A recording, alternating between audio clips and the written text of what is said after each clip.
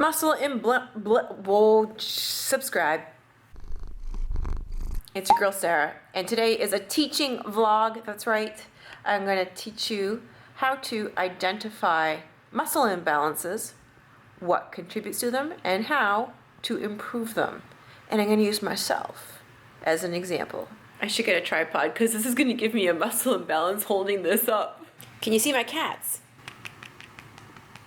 Muscle imbalances refer to a discrepancy between the right and left side. For example, my left lat is not as strong as my right lat. Muscle imbalances are caused when important large muscles aren't doing their job. So now smaller muscles have to work overtime to compensate for these larger muscles that went on vacation. So for example, if you have low back pain, it's probably because your QL muscles, your quadratus lumborum low back muscles, are compensating for your weak core, your weak transverse abs. Muscle imbalances are no fun. They can lead to ugly changes in your posture, and they can cause pain and stalled progress. What causes muscle imbalances? Well, a weak core and shoulder core. And I will explain what these terms mean in a moment. Just sit tight. Poor exercise programming. For instance, you never ever train your core or your shoulder core.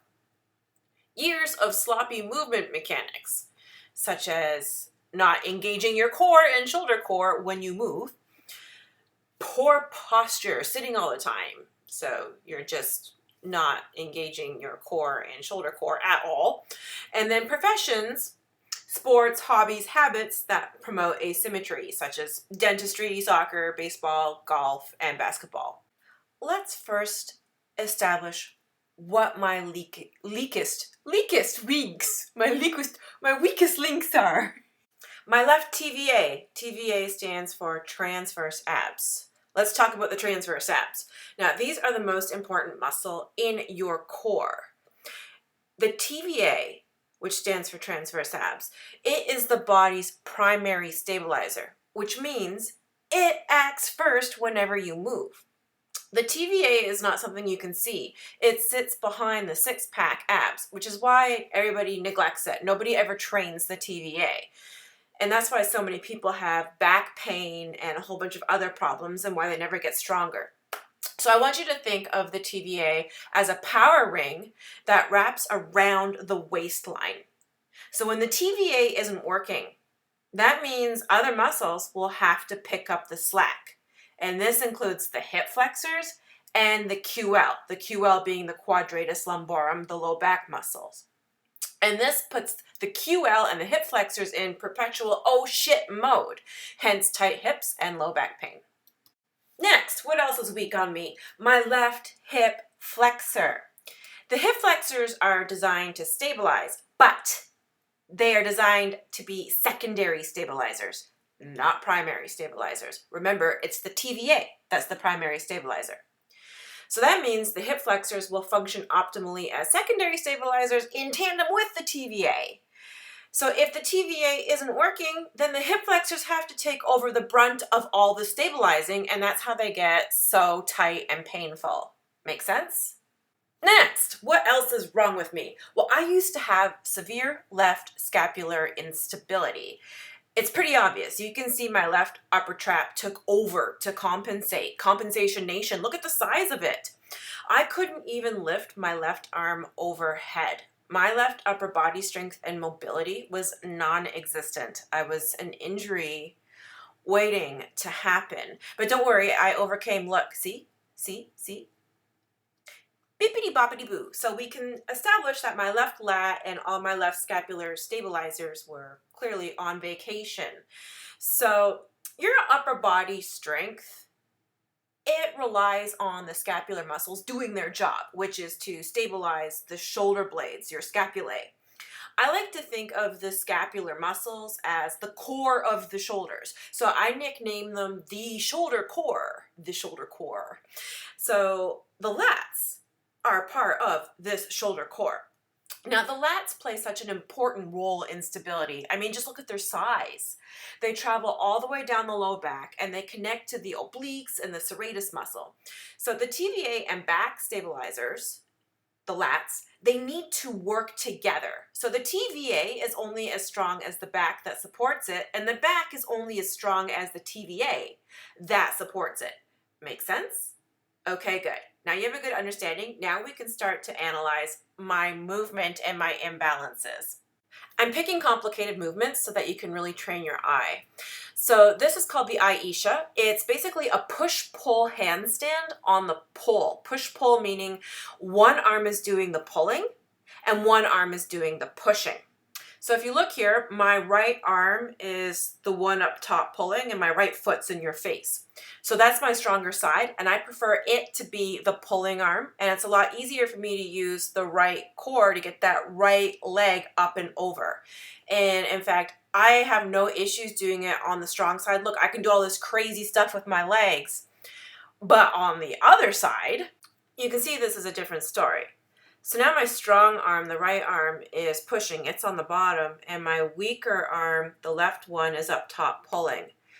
And we already know I have some history of scapular instability on the left. And although I've really improved this a lot, when you do more complicated moves like this, it shines the spotlight on any residual weaknesses. So as long as I really concentrate on engaging my left lat and setting that shoulder blade, and really engaging my transverse abs, then I can do this, but you can see it doesn't look as good as the other side, and I can't do anything fancy with this. I'm literally fighting not to fall towards the windows. So one thing I can do to overcome this is obviously start making an effort to train my weaker side Aisha more often, and then continue doing my cross training to address these weaknesses that are on the left side. What I like about this move is that you can very clearly see how the lats and the TVA work together to stabilize the shoulder girdle. And if they don't work together, then the shoulder girdle will collapse, and then obviously you can't do this move. And that's why so many people will collapse into the pole when they try to push their arms straight, because they can't use their shoulder core and their core together to stabilize the shoulder girdle. And the other tip I have for this move, it's important that the pulling force of the top arm matches the pushing force of the bottom arm. So that needs to be equal, or else it would make sense that you're going to fall. And I used to fall all the time in this move because I couldn't match the weaker left side to my stronger right side. So I've really worked hard to bring up my left side, and now, boom, it's paid off. This is a shoulder stand into, well, a pseudo press handstand. This demands phenomenal TVA strength, lat stability, and hip flexor strength. I've only recently learned how to do this on my stronger side. So this is great because we can point out some things that aren't so good here. So this is, I call this the blanket slide, where you have to get your hips stacked up. And that is all TVA. And then you can see that I'm using my lats in conjunction with my TVA and hip flexors to make all of this happen. Look at the chicken wing arm flaring out. I'm losing lat engagement there. So I should try and tuck that elbow in closer to my body, not let it flare out like a chicken wing. Now let's look at the other side. This is very telling. I can't get the hips to stack up as well as I do on the other side, but we already know why. We already know that I don't have as strong a TVA on the left side of my body. You can see the chicken wing coming out, and we know that's because my left lat and left scapular stabilizers aren't as good as the right side. So I fought for it, I got it. It doesn't look so good, but you know what, that doesn't matter. This is progress, and I'm going to keep working on my weaker side, and I'm also going to continue doing the foundational exercises to bring up my weak side. This is a split ball press, so there's no momentum here. This is pure control, which means you need very strong TVA, hip flexors, and back stabilizers. This is my stronger side because my right hip flexor and TVA are stronger, so it's easier for me to stabilize my right leg on the ball and then use the right TVA to drive the hips up. This is my weaker side, And although it actually looks like my stronger side, it looks more controlled. It's actually harder for me because my left hip flexor is not as good at stabilizing, so it's really hard for me to stabilize it on the ball. And the left TVA isn't as strong, so it's really hard for me to use the left TVA to drive the hips up, because that's the purpose of the TVA. It drives the hips up. But what's really interesting is that a few weeks ago, I couldn't even do it at all on the weaker side. And I just got really hyper-focused on the foundational training of the left TVA, the left hip flexors, and my back stabilizers. And then poof, look at that. That goes to show you when you get hyper-focused, you can get strong fast. Pistol squats, a really great way to quickly see that there's a right-left imbalance in your body. So we're all unique snowflakes, and we're all going to present differently with our imbalances, and that's something you have to keep in mind, because we all have different reasons that lead up to the development of our imbalances. Now, what's interesting is that my stronger side is my left leg, and you're like, wait a minute, your whole left side is weaker, so why is your left pistol squat better? My left pistol squat is better because I'm better at stabilizing with my right TVA and right hip flexor, and that's what you need in this situation. The other side, my weaker side. Now, just to clarify, pistols are correctly executed when you keep your hips square, you don't use momentum, you have full range of motion, and you're not wearing shoes, you're not cheating with a heel or a plate underneath your heel. I don't really know a lot of people who can do this properly except for higher level gymnasts. Your first thought is probably, well, your right leg is weak. You need to go to the gym and pump your glutes and your hamstrings and your VMO on your right leg. And well, guess what?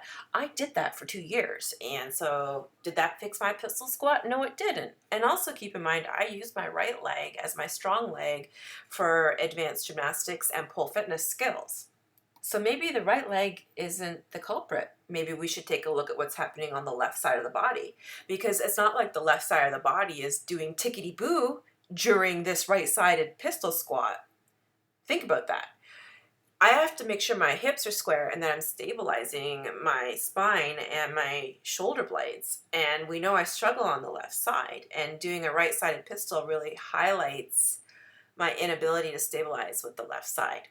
You can even see the shoulder blade hikes up. You can see my whole upper track hike up towards my ear as I get into the bottom position. So that's a clue that I'm losing engagement of the left lat. And just so you know, I am fighting to keep that left TVA and left hip flexor engaged. It is a battle for me, and I know it's coming from the left side. So I will continue working on this and triaging that left side, and we'll see what happens in time. So stay tuned for the update. Oh, my camera is imbalanced.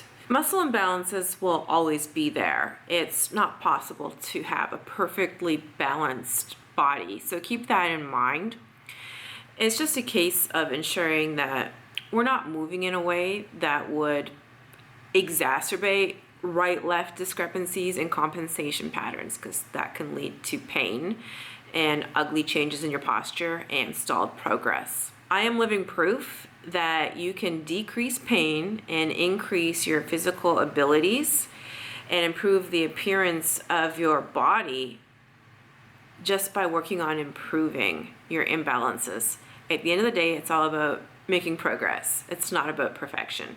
Okay, so what can we learn from this vlog? In the past, I used to waste my time doing a whole bunch of things, just hoping for an accidental outcome. Today, I am very hyper-focused. There's a cat licking my elbow. What was I saying? Oh yeah, I'm hyper-focused, clearly. My strategy is to address my weakest links first, because after all, I'm only as strong as my weakest link. Now, with respect to the pole fitness, in the past I was guilty of always doing the moves on my good side, because that fed my ego. I didn't want to see the truth about my inabilities on the weaker side. So today I am now making it a point to train my weaker side and learn the skills on the weaker side. If you only do it on your good side, you're just strengthening your imbalances. My cross training consists of exercises to develop superhuman strength in my body's primary stabilizer, which is, were you paying attention? The TVA, the transverse abs. Yes, superhuman strength in your TVA, like the most neglected muscle out there, and I don't know why, because it's the most important damn muscle in your body. I'm also putting a lot of effort into strengthening important secondary core muscles such as the hip flexors. And oh, let's not forget the shoulder core, the lats, all those scapular stabilizers.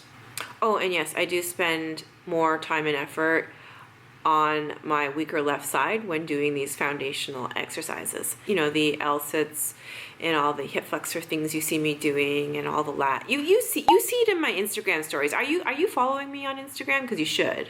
These foundational exercises and all of this philosophy is what I teach in my new and improved Strength Academy. It's really easy to self-sabotage and quit if you don't have a very clear and focused plan to follow. And that's where I come in. I can help you get focused so that you can make progress, so that you can decrease pain and increase your strength, mobility, and abilities. If you want to learn party tricks, that's my jam. If you want to have superhuman strength in your core and shoulder core, that's my jam. New members are welcome. You can click the link in the description box to join, and I hope to see you there. It's the end of the vlog. I appreciate that you watched it all the way to the very end. You get 100 bonus points. And thank you for subscribing. That'll give you 200 bonus points. And if you want 300 bonus points, you can hit the like button. And for 500 bonus points, you can drop me a comment. Okay, that went well. Bye.